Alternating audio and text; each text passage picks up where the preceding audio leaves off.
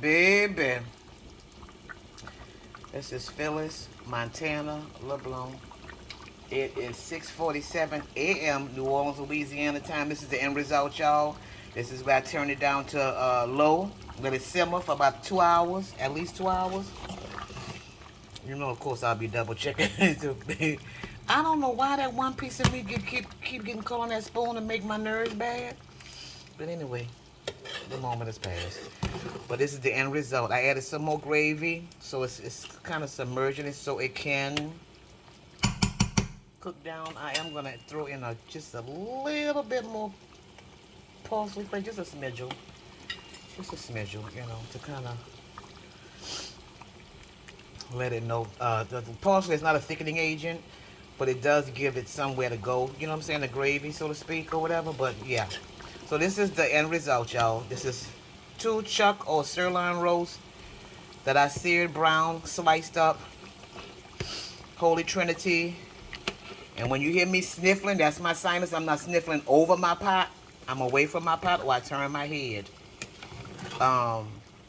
But also, too, even if I did sniffle over my pot, this is my pot. I'm just kidding, y'all. I wouldn't do that for myself or to my husband.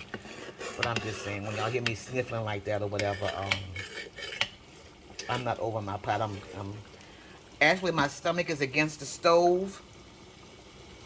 See, that's my little stuff that I brown my roast in, my pan.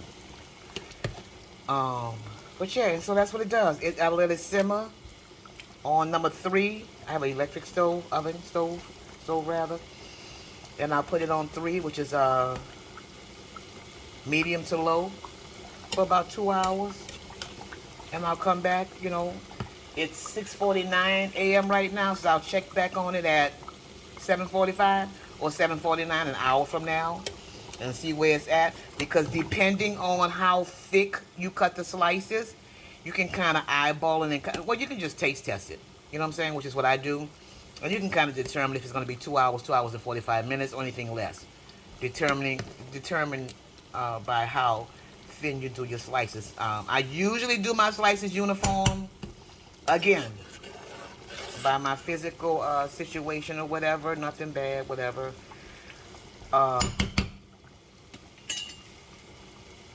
That be on 3. I just bust the rhyme. Put that be on 3. Put that lid on there. Boom, we're done.